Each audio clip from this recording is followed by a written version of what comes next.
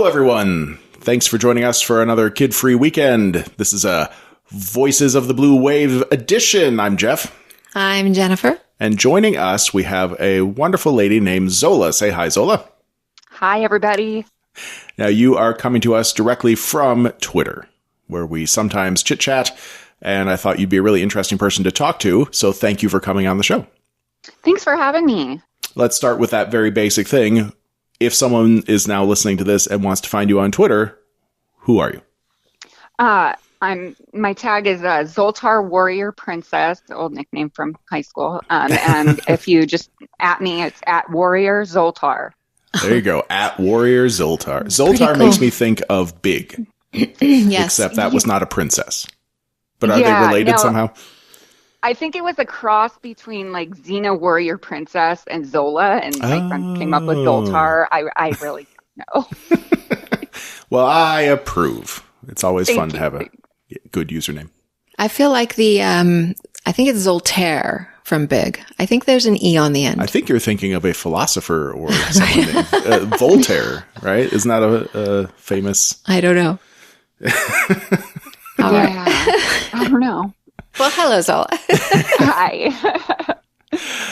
So we wanted to get to know you. This is all about, and I can't talk to everybody on Twitter, tens or hundreds of thousands of people, but whoever wants to come on the show, I want to talk to people and just find out more about who is in this anti-Trump movement, this resistance, the blue wave, the people that would really like to make something change come 2020. So I'd like to start by finding out, like, where you come from, let's say, politically. Have you always been a person that would fall under the bluer categories? No. Actually, I'm born and raised from Alaska, and it's a very red conservative state. And I grew up pretty staunch Republican. It wasn't until I got out of that place, which has one of the lowest education rates, yet one of the highest income rates, which doesn't always mix well. But once I got out of that place and started pursuing an education, I started learning how to think critically. I started actually looking at facts and turned off the Fox News. And, that's when I kind of started leaning more and more towards the left. I believe I'm still a registered independent at this point, but I will definitely be voting blue no matter who. Ooh, well, that's what we like to hear for starter. That's a great mantra. I love it. It's so nice that it rhymes. If it was vote red, I mean, what would you even say there? Or be dead? Yeah. Yeah. That's not very uplifting. I have so many questions already. Okay, so Alaska, I did not know this. Alaska has the lowest education rate. Is that high school or college? I don't know if it's like the lowest per se, but it is very low. It's on the low side. But then the income's on the high side. Is that from people working in the oil industry or something else? Oil industry and fishing industry. Fishing industry. Okay. Yeah, I'm actually from Kodiak Island, which is like the one of the world's biggest fishing ports. So. And bears? Yeah. And bears, Kodiak brown bears. Yeah. It's a bear island. In the world. We're one day from the Game of Thrones premiere, and there's a bear island in Game of Thrones filled with awesome people. So now I'm picturing you as a warrior from Bear Island. I mean, it's all fitting together. Awesome. It really is. I mean, you're the warrior princess. Okay.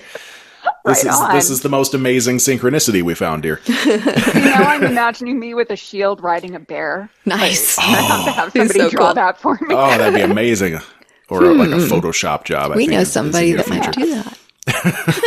Nice. So you're a former recovered Fox News watcher. Yes. What's that like? Who? Well, how long ago was that? Are we talking the Hannity days? Has he always been around? We're talking like you went around the time John McCain ran for president. Mm-hmm. I actually didn't vote for him because of Sarah Palin. But I was going to say she's your hometown girl. What? Yeah. What happened? Oh yeah, no, that is not Palin country. Just some people say. Huh. Oh, interesting. Well, this is news. I figured she'd still be popular in Alaska. You're saying not so much? Not so much. Huh. Well, you were living on actually like her shenanigans, bar fights, stuff like that. It's very Wait, what? Sarah Palin gets into bar fights? Like her whole family got into one. It was a few years back. You guys never heard of it? No. Oh, okay. Well, it's totally worth a Google. Sarah Palin's family bar fight. Okay. Yeah. All right. I mean, come on. I mean, you cannot see Russia out your back window. Like, well, I was going to say, you lived on an island, so you must have been closer to Russia than even Sarah Palin. Could you see Russia from your house? I mean, and you can really, on the island, see a lot of the Russian influence. Like the main religion on the island is Russian Orthodox, and all the, cathedral. It was beautiful, but definitely an interesting place to grow up. I'm not going to lie. What made you leave Alaska? Well, I've been really open about my addiction on Twitter and my recovery from it. Basically, everybody keeps asking me, do you miss Alaska? It's like, well, no, it's dark half the year, and literally everyone is on crystal meth. So I had to leave. Well, I mean, not everyone, of course, that's an exaggeration, but I basically had to leave to save my life.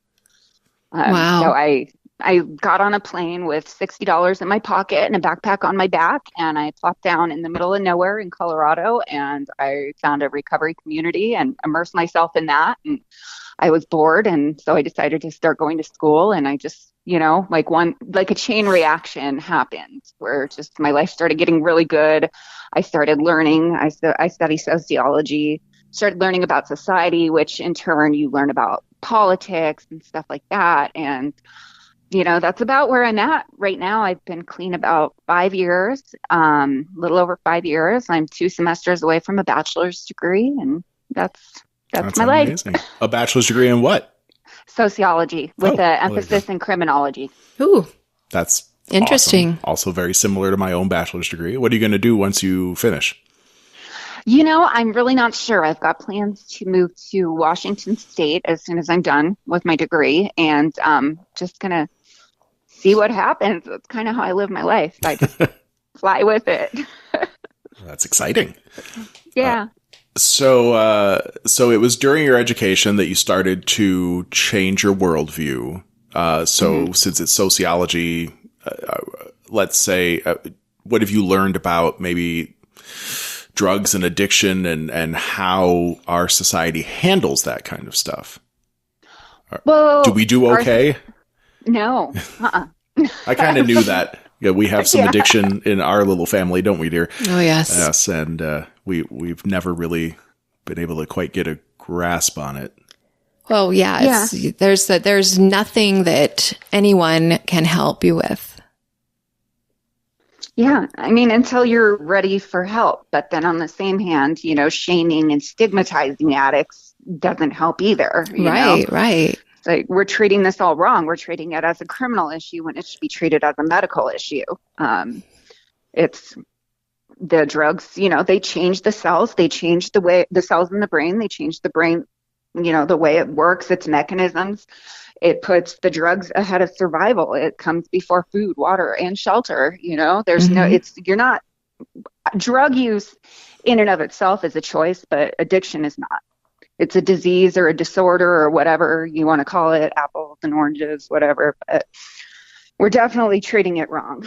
And I believe the government knows this, and I believe the government has always known this, and it can definitely be evidenced with, what was it, Nixon's campaign officer talking about, it was a war on Black people. It was a war on hippies. We knew we were lying about the drugs, but we needed to criminalize these people so we could go after them. There's an actual quote from him. So it's just, I study a lot of conflict theory too, if you can't tell. So I'm always like, okay, who stands to gain from this? Well, the government and big pharma and all of that. Yep. Well, I think in the 80s, they started couching their words a little bit better, at least in terms of what the public would ever get to hear. So the war on drugs was very much targeting minorities and the poor. Absolutely. But of course it was not about that, as far as we were. So I certainly remember growing up and hearing about all these, how dangerous the inner cities were and how crack addicts were going to come and stab you and take your money because they needed crack. I never experienced that myself, but it sounded like a very scary world to live in. And in the end, we have a state of high incarceration, really high to this day. Yeah. No, it's like congrats to the war on drugs for winning the war on drugs, because what we're doing is not working. Like, congrats to drugs. Yes. Very good. Yeah. Good job. You fought well, drugs. Yeah. And I do find it interesting. I have to say, I mean, it's totally messed up that in the 80s, when it was mostly the Black communities being ravished by addiction, it was all criminalized. And now we are starting to see more of a trend toward treating it as a medical and drug courts and this and that. Because now, you know, the white children are getting addicted, and it's the white families it's affecting. And it's a whole mess. I mean, when we should have been treating it that way in the first place, we basically criminalized an entire race of people, or like minorities. It's just not right. Mm-hmm. I can't remember right now if it's a conspiracy theory or if it's at least partially confirmed, but I'm pretty sure it's at least partially confirmed that a big part of the Iran-Contra stuff from the 80s, from the Reagan era, for Reagan and Bush eras, was the CIA was making money off of drugs and using that to fund their secret wars. But it doesn't surprise me. I mean, there is the stuff that's been proven, like MK Ultra, where they were, you know, like experimenting on people. So, I mean, nothing really would surprise me. I don't know if that's confirmed or not, though. I can't remember, but I feel like there is at least a small link. I mean, it may not be the entire crack epidemic, but I think there is a link. I'm going to have to double check my fact-finding stuff later, but yeah. So where do you think we should be in terms of addiction? The big topic these days is marijuana and decriminalizing marijuana use. How do you feel about that? Well, I live in Colorado, and I also attend Colorado State University, Pueblo, which is home to the world's first cannabis research institute. I take a number of classes about cannabis. So, honestly, I do believe that marijuana should be decriminalized, even at a federal level. I personally don't partake because, to me, a drug is a drug is a drug. I can't hang, you know? You don't want to go back down that road. I don't. And, you know, some people are like, oh, I've never smoked pot and then thought, oh, let's shoot up heroin. Well, I have, you know? So it's just, it's all or nothing for me. But I'm not going to impose my beliefs on other people. And I have seen firsthand the medical benefits and the, you know, just the medical qualities of it. I've learned about the endocannabinoid system, which is what promotes homeostasis in the body. And they've linked a lot of, like, you know, ailments to a deficiency in cannabidiol. So that's why these CBDs are coming out and being beneficial. THC can help with a plethora of ailments as well. So, I mean, I'm definitely for it with, you know, the caveat, like, hey, use responsibly. Don't be an idiot about it, which I know, like, some people are going to be idiots no matter what, but I think the government just really has too much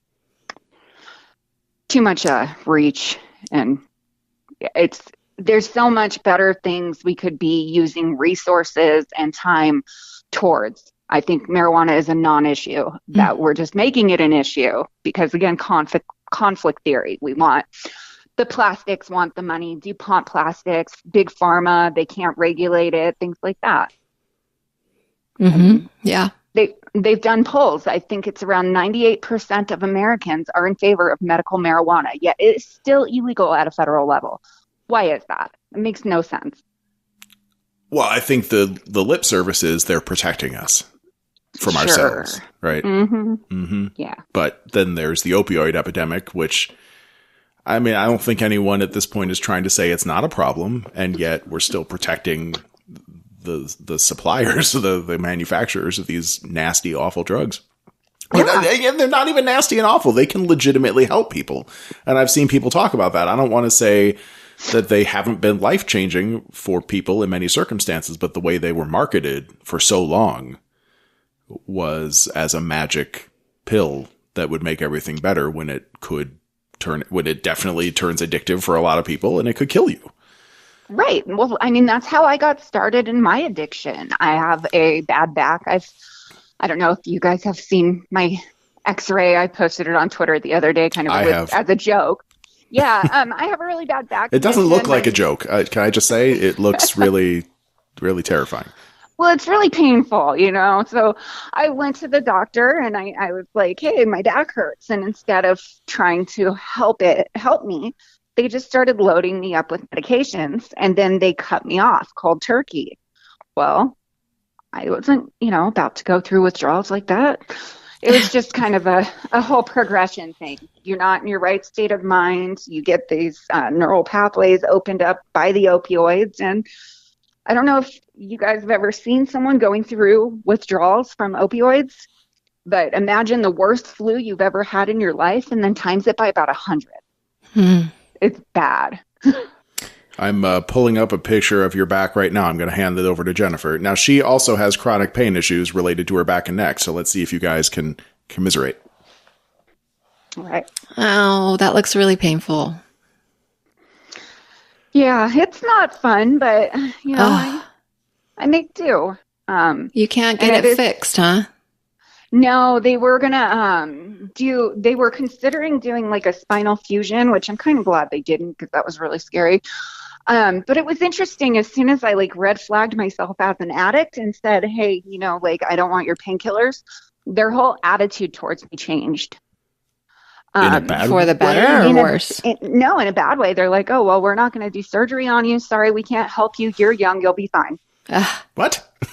Serious? Well, what is this? Was just like 6 months or not even like 3 months ago. I was so upset. So upset. But wow. Because post-surgery, you wouldn't take their painkillers, so surgery would have been too much trouble?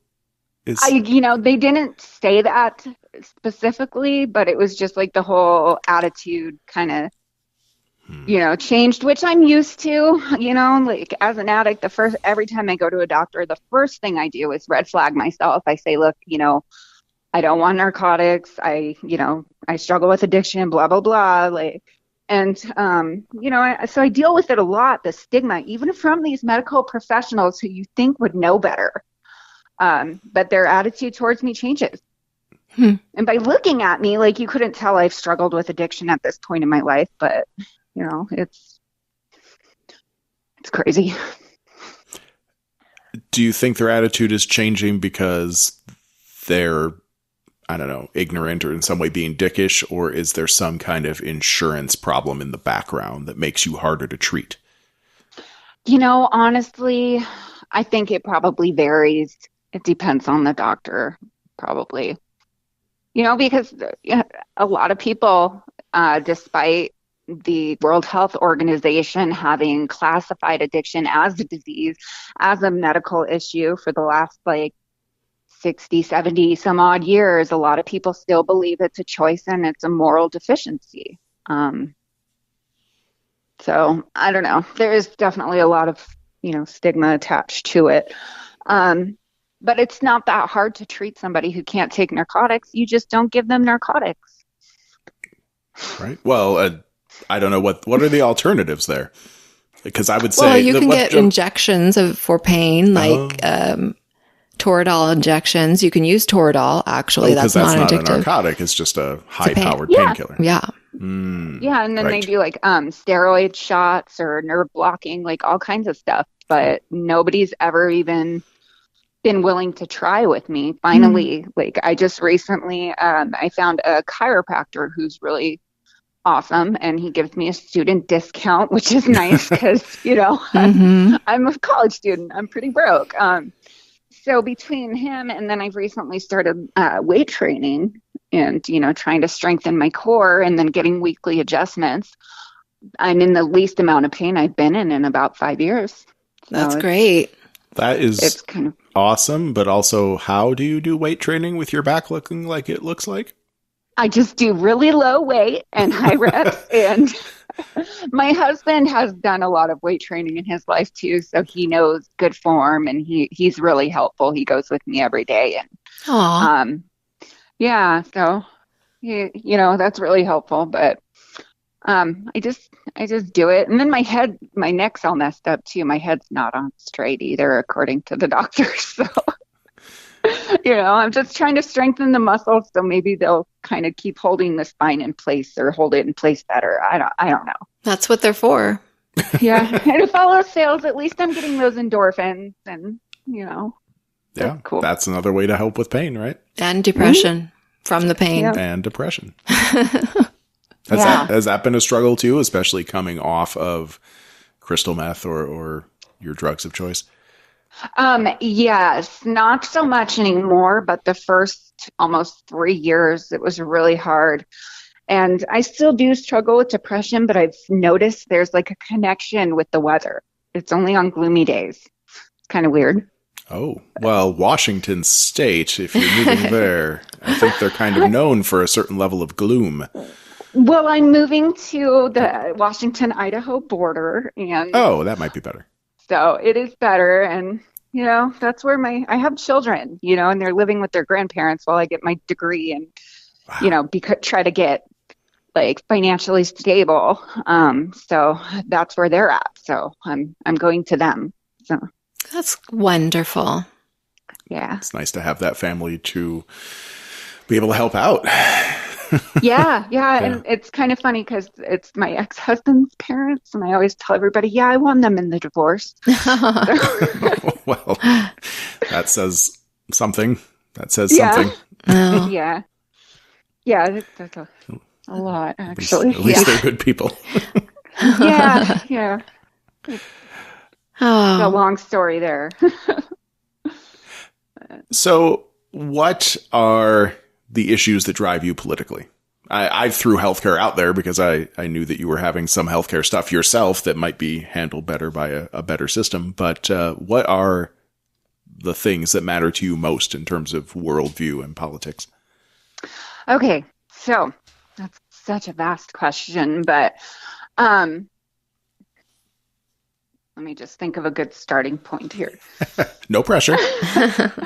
All right, so I mean, there's just so many things politically that drive me, and just so many things that don't make sense to me. As far as Donald Trump goes, I knew the moment I saw the video of him mocking the disabled reporter, I was like, how is he even running for president? How is this allowed to happen? I have a special needs child of my own that I just, cannot imagine and cannot fathom the type of human being that would just think that type of behavior is okay, much less do it. And I've had people, on my Facebook that try to make excuses for him, and it just baffles me. And I've also seen him talking about addiction and drug policy. Basically, he's pulling a Nancy Reagan, just say no, because that works so well. And he even mentioned that maybe the death penalty for drug dealers. And I also, there's a big difference, in my opinion, between a drug dealer that is profiting off of someone else's misfortune and misery and a drug addict that is dealing drugs to survive. There's a big difference there. And it's really like, you really want to take the chance that you're going to kill someone who's got a disease and is just trying to live from one day to the next. So, I mean, it can definitely be an emotionally charged subject for me there. The fight in human trafficking. I don't understand why we're so, okay, so I can't remember the numbers off the top of my head, but the amount of immigrants crossing the border, like in the grand scheme of things, with how many people we actually have in the U.S., it's like less than 1%. It's really not as big a deal as Trump's making it out to be. It's moral panic. There's the kernel of truth. It's an outlet for sneaky racists, and they just want to be like, oh, I'm superior, screw those people. But there's other things we could be focusing on. Human trafficking is something I feel very passionate about. I believe it's over 70,000 people per year are trafficked into the United States. And then the lifespan of a trafficking victim, once they've been put into human trafficking is 7 years. And the average age of a person who is trafficked is 12 years old. Oh. So that's something we should really be focusing on. And I guarantee you they are not crossing the border like Trump says they are. They're being flown in. They're looking for someone to talk to, but nobody understands the language they're speaking. It's things like that. They're being picked up off the street here in America because they're vulnerable. And then they're being forced into prostitution, and we're treating them like criminals when really they're victims. And I mean, there's just so many things that are so much more important than this false narrative he's pushing to get the vote of the sneaky racists. That's how I feel. Anyways, sorry. Not sure if that's what you were even wanting to know about. But. We want you to get this off your chest. This is what because okay, so we know a lot of them. I don't know what we should call it. Let's say migrant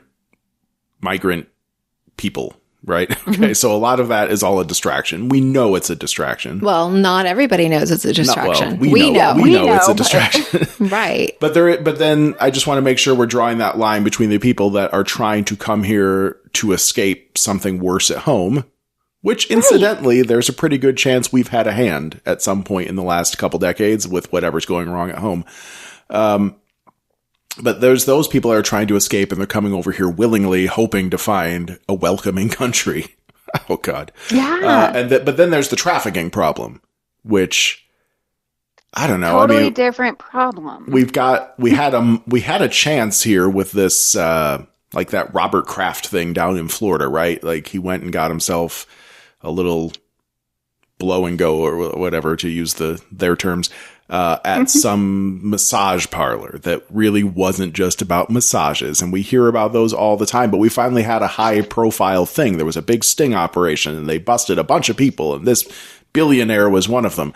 But it's like barely even being talked about at all. And and it's not surprising. It's really not. Jennifer, you and I were talking about Backpage recently.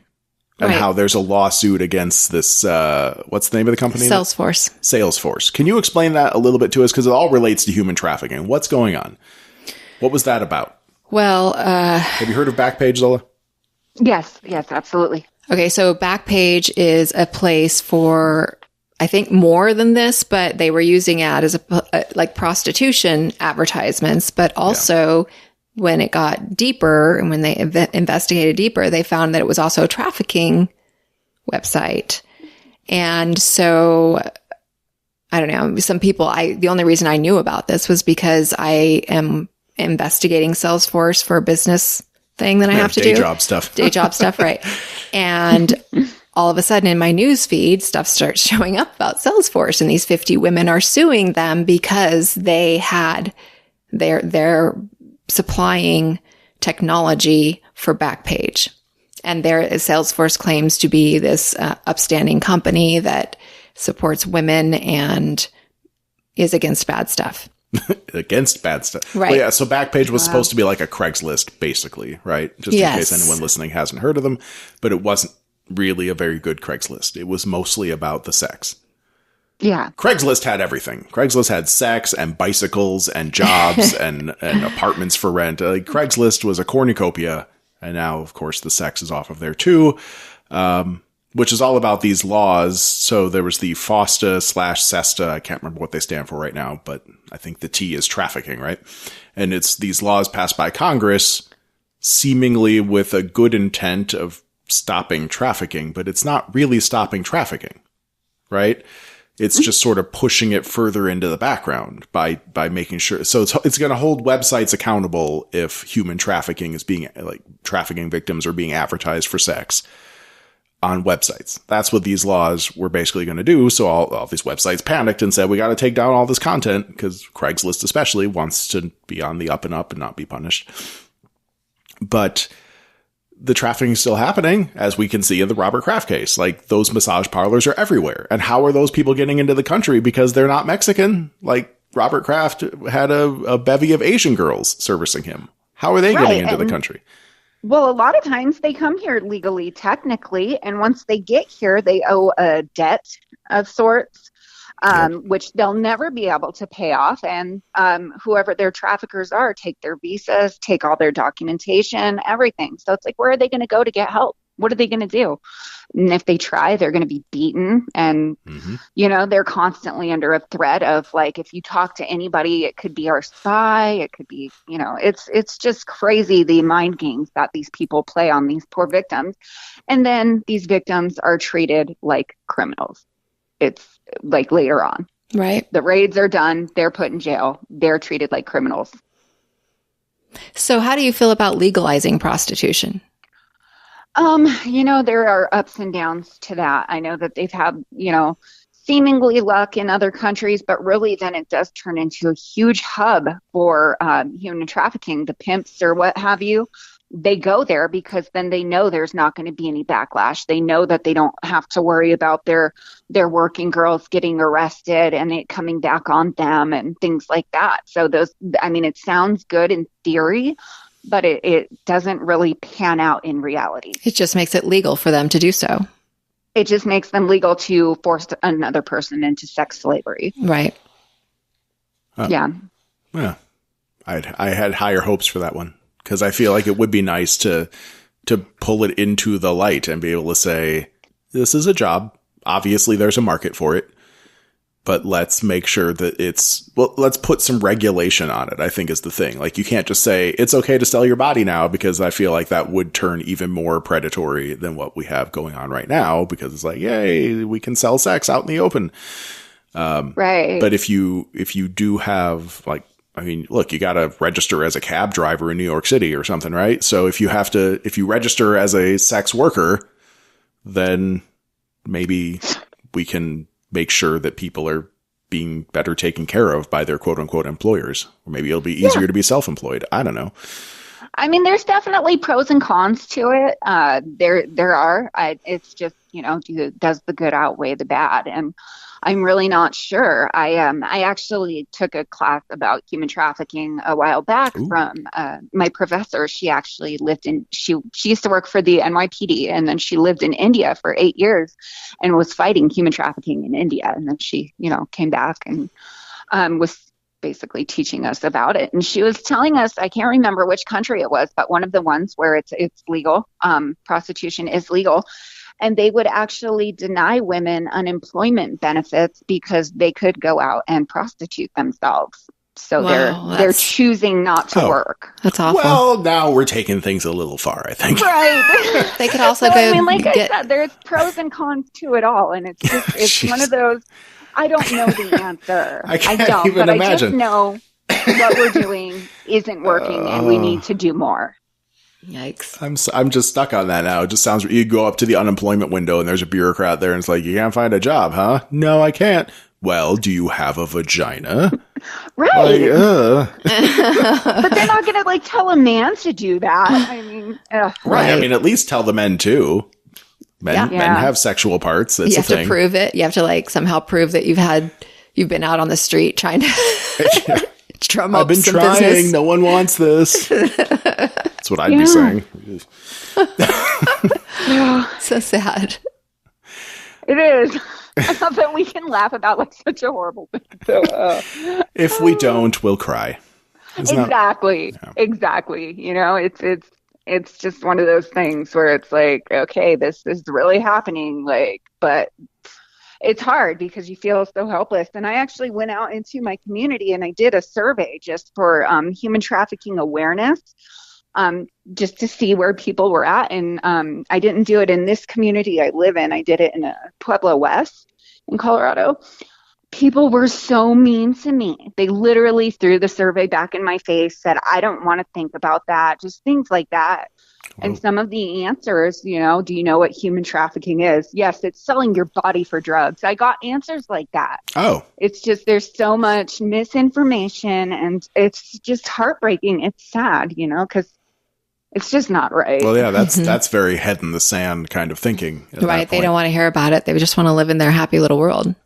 The information's out there, Kind of sounds familiar, though, with this whole immigration thing. It's so much easier to just criminalize these people when really it's like, come on, another Like, poor person is not the reason you're poor. Another struggling person is not the reason you're struggling. Maybe if people like Jeff Bezos actually paid some heckin' taxes once in a while or something like that, the burden of everything wouldn't be on all of us working class people. And we, and I'm sorry, if an immigrant steals your job, quote unquote, steals, that's not on them. That's on the employer. Like, right. It's pay them better. Yes, misdirected anger. And that just, to me, like, from what I've seen, it seems to be the conservative way, Mm-hmm, mm-hmm. Well, the government. I mean, Sorry, go. It just baffles me because they're the Christian party, and it's like, really, is this what Jesus would do? Would he really be gassing babies at the border and locking people in cages and just, telling these people who are fleeing gang violence and fleeing horrible situations? Would he tell them, like, oh, sorry, the inn is full? Mm-hmm. Really? We're all full. Well, and we're not. Trump was saying that to a room full of Jews, which was the most shocking. And they're still cheering for him. So it's shocking on both counts. Is like, on one hand, Trump will say, our country's full, we can't take in more refugees, knowing full well that that was a problem in our history. Like, we turned away Jewish refugees who were trying to get away from the Nazis. And then later on, we tried to make up for it by finishing off Hitler. But however you slice it, we have history there. Mm-hmm. And now there's a lot of Jews that have come in, which is great. I'm not one of them, but I'm a descendant of some. My grandmother came over from Russia and got out before things got pretty bad at a certain point in history. But then the people in the room also just don't seem to get it. Like, you know your own history, man. Or if you do know your history, what makes you think that you're better than these people from the many Mexicos that exist in South America? Thank you, Fox News. There's so many Mexicos out there. You know that, right? Right. Oh, yeah. North Mexico, South Mexico, California, Calexico. Honestly, I think a lot of it might have to do with groupthink. I'm not sure if you guys are, like, familiar with that term, but I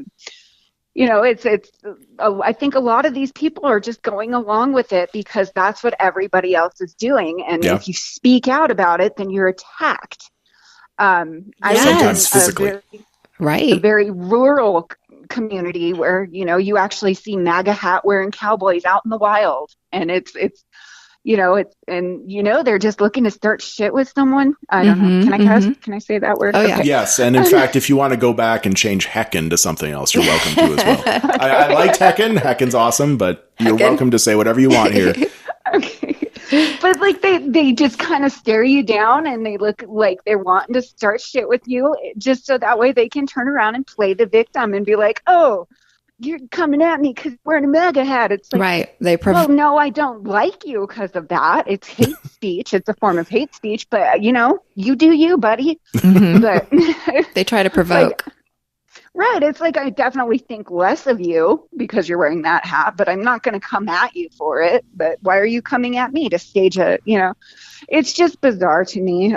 But I really do think a lot of people just go along with this rhetoric because A, they're brainwashed, or B, they're too scared of their surroundings because they are so violent. Like, it's so strange to me. Well, let's go back. Go ahead. Oh, sorry. Well, I was going to say, let's go back to Trump making fun of the disabled reporter, right? Okay. So that was a room full of people where he starts making that, like, I don't know what you want to call it, but mocking hand motion about someone that may have a disability. It was a full body curl. Come on. And his face. Yeah, it was the hand and the face and the whole thing. And people were laughing and cheering. And I bet you groupthink does play into that because out in the real world, it's almost like the internet, which is anonymous, right? You can get on Twitter and you can tell someone that you're going to kill them and cut off their heads and shit down their throats and all this stuff. And you can do it because you're so brave hiding behind this anonymous Twitter name. Right. In a crowd, you're protected as well, right? So you can just have fun with the mocking of the people. And I think you're right. I think groupthink plays a part, but now it's seeped out of the rallies and into everyday life. Yeah. Oh, and Yeah, also, no. I don't know if you know this, but Trump is okay to make fun of people with disabilities because he comes from superior genetics. You knew that, right? I've seen the pictures of his parents. I mean, come on. Well, they're Doesn't get much beautiful superior people, than that. and you've seen his perfect hair and skin and body. He's the fittest, healthiest man around. Oh yeah, So, nobody does health but better than him. Nobody. Oh, and also his brother died from alcoholism. Did you know that? His I did not know that, Donald. actually. Wait, not Donald. What's his dad's name? Fred. Fred Trump Jr. Donald's older brother, who was originally supposed to take the reins of the empire, but didn't. He was a pilot. He was more interested in doing other things, but he was also a raging alcoholic, and it killed him. So Donald does not drink at all, doesn't touch a drop. And I'm sure the psychology of having a brother die plays a big part of that. But isn't it weird how that doesn't provide him a lick of understanding about other people? Well, and yeah, as soon as you said that, I'm like, wow. So you think he would have a little more insight to the addict brain then, since alcohol is a drug and he died essentially of alcoholism, you think he'd get it. I don't know. Honestly, I don't even think Trump believes half the crap he says. I feel like he just says it because that's what his base believes and he wants the ego boost of doing what he's doing. That's it. Yeah, I agree. I think he's just a big bullshitter, and that's how he knows he's a bullshitter, and that's how he bullshits. And he's good at it. Yeah. Oh, he's a good bullshitter. Mm-hmm. He does have talent in this world. He has a talent, and it's to bullshit. I mean, WikiLeaks. Have you guys seen that? Like, for years, he's been talking about how great WikiLeaks is and how awesome they are for releasing Hillary's emails. Right. And now Julian Assange gets arrested, and someone asks him about it. He's like, I don't even know about WikiLeaks. It's not my thing. Right. I actually saw that video mashup the other day. I saw part of it where, he's literally, and I've seen multiple video mashups of him saying one thing and then literally saying the opposite thing, for just a plethora of topics, and people just don't see it. Even, okay, so this gets me. I'm from Alaska.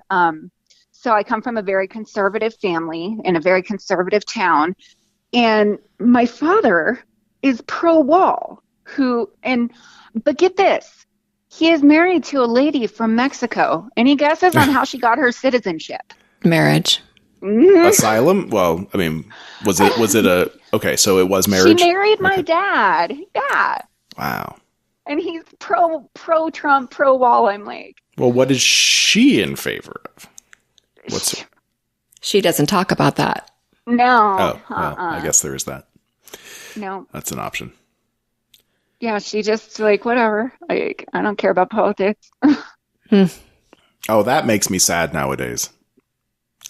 I think it's too late for people to not care about politics. Absolutely. I mean, we're in the shit now. We got a 10-year timer on America or the world. And we've got a guy who would like to be a dictator if we'd let him. Yeah. Well, and, our planet is literally dying, and these people are like, oh, I'm going to, you can't take away my straws and my plastic bags. It's like, that is literally the least you can do. That's the least you can do, and you have a problem with that when literally you're killing our planet. We're going to be dead here soon if we don't actually do something. But anybody that actually tries to do something is labeled a hippie socialist and just completely decimated. Their whole reputation is, it's mind-boggling. The ignorance, which I believe in this day and age is a choice. With all the information available at your fingertips, to remain ignorant is a choice. It just mind boggles me. And the complete and utter denial I see coming out of people. It's crazy. It is crazy to me. I don't get it. I experience cognitive dissonance on a regular basis just because my thoughts don't match reality and reality does not match my thoughts. Right. It's kind of weird. It seems to me like maybe everything that we're seeing on TV isn't real. It's all just an act. It's like the Truman Show. The Matrix. Yeah. You used to be a Matrix believer, babe. I still am. Still think we're in the Matrix? Maybe. Yeah, maybe. Okay. Could be. it wouldn't be as crazy as what's going on right now. Well, yeah, actually, we're probably not in the Matrix because this is shitty, and the Matrix was supposed to nice. make people happy, like right. and docile, right? But we're not happy now, unless all of our brain activity of being enraged all the time is helping feed the batteries for the machines. Because Neo got out and things are getting all damn you, Neo. No, I had to stop watching all news on TV. I can't even watch local news hardly. I turned off CNN because just like so much spin and speculation to one side, Fox News is the other side, and just local news is insane too because all they want to show you is crime, crime, crime. Here, be distracted, eat this, be afraid. When really crime rates are the lowest they've ever been, and it's never been safer to be alive. I can't really deal with it anymore. The only news I get is NPR. I've noticed they tend to be pretty unbiased, about as unbiased as you can be, and they give straight facts. And then, sometimes like my Twitter, my resistance family, like they're pretty good at posting a lot of relevant information and what's going on. But there, of course, there's a little bit of spin there, but at least it's based in facts, Mm-hmm. So. I like BBC. I think BBC is pretty good. Yes, BBC too. I follow them on Facebook. We, I think we try to temper some of the like we said, we want to laugh because if not, we'll cry. And usually CNN or MSNBC, like I love Rachel Maddow to death, but she doesn't really make me laugh very often. But we do get a lot from like The Daily Show and Last Week Tonight with John Oliver. Oh, that's a wonderful show. Where you get a lot of really good information, but also it's still a little bit lighthearted. And I do recommend that stuff. It makes me feel a little bit better and a little more hopeful. Yeah, I'm sure like when my semester ends, I'll actually, have time. I'm taking the summer off. Of course, I'll go into my work season, but I can kind of shut my brain off a little bit. I'll have more time to actually like catch up on current events and watch news and read a little more. But right now I'm taking 5 upper division classes. So I'm kind of a mess, Just like all I can do not to. Yeah. Well, thank you for finding time to talk to us. Yeah, no, it's my pleasure. Thank you guys so much for, having me on your podcast. Pretty cool experience. Can I ask you one more question and then we can wrap things up? Sure. As a former Fox News watcher, okay, which you have confessed to be, and we appreciate your openness about it. Obviously this is a current example, so you don't know exactly what would be happening there. But if we have something like any reporter, anyone with half a brain could see Trump saying, like, I don't know what WikiLeaks is, and find 10 examples in like 5 minutes of where obviously he knows what WikiLeaks is, and obviously he's been encouraging WikiLeaks and all that stuff. What happens on Fox News when those kind of things come up? As far as I know, they're generally ignored. Oh, well, there you go. Yeah. So if it's just not reported on, that's why no one knows in their right. And populace. If it's in the conservative mind, if it's not on Fox News, then it's not real. And half the time, even when it is on Fox News, if it doesn't go towards the rhetoric, it's still not real. Jeez. All right. Well, and Fox News actually wasn't as bad 5-10 years ago as they are now. Now they're, I think, much worse. Because I used to watch Fox News when I was like in my, probably up till like 25 or so, Mm-hmm. And it wasn't like it is now. I don't think any news, to be honest, was like it is now. I think we've just hit like a new generation of what sells. How do we get people watching? They don't really care so much if what they're saying is true, as long as people are watching, as long as they can get people excited and make that collective effervescence where people start reacting and going nuts. That's all they care about. Well, yeah, the pressure for ratings and to get a few cents in your pocket has never been higher. We always have a TV on at work, and there's sometimes a battle between what news network is on at any given point. But I do remember this one guy I work with saying, like, check out CNN. like, this is just ridiculous. And I go into our little break room area and there's CNN on the TV and huge breaking news headline, like across the bottom of the screen. So it's got to grab your attention. You got to tune in and see what the breaking news is and stick around. But the breaking news was Mueller might be almost done with his report. Right. Like, how the fuck? I can't defend that. Like, I want to like CNN. I like certain people that are on CNN, and they're at war with Trump all the time. So I'm taking CNN's side. But that was just embarrassing. That's so funny you mentioned that, because yesterday my husband was like, yeah, I quit watching CNN, babe. And I'm like, oh, okay. You know, because I quit watching a long time ago. And he's like, they just got me so excited and so worked up thinking something was going to come out of that Mueller report for nothing. He's like, just screw that. I'm not watching anymore. So I was like, oh, I'm sorry. I think I saw a story yesterday. I showed you on my phone and it said something about Melania's dress. She wore a dress to an event. It was pink, I think. And yeah, it was a pink. And I was like, why is this news? Right. Like, who cares? Well, it was big news on Fox when Obama wore a tan suit because that was not presidential. But that was all they could get on him. That's not presidential. No, yeah, remember the selfie stick in the White House? Like, oh my God, Obama's playing with a selfie stick. Like, and that's like not presidential, but here we have Donald Trump physically mocking a disabled man. And oh my goodness, like, hail Trump, the best president in the world. It's no big deal. Political correctness. Pussy grabbing president. Pussy grabbing. Like, hey, let's sexually assault people. Woo. Yeah. Oh God, I hate him so much. Well, we can definitely agree on that. And hopefully everyone listening also agrees on that. Although, hey, if someone's listening to this and you think we're all full of shit, I would actually be happy to talk to you. Let's try to get to the bottom of this and try to find some common ground. But that's probably not going to be the case so much. I would be interested to talk to somebody from the other side. But hey, if you want to talk to us, whatever side of this you're on, please reach out. So you can reach me. You can find me. I'm at Pod of Thrones on Twitter. That's our other podcast, babe. At Kid Free Weekend. At Kid Free Weekend. We also have email, thekidfreeweekend@gmail.com.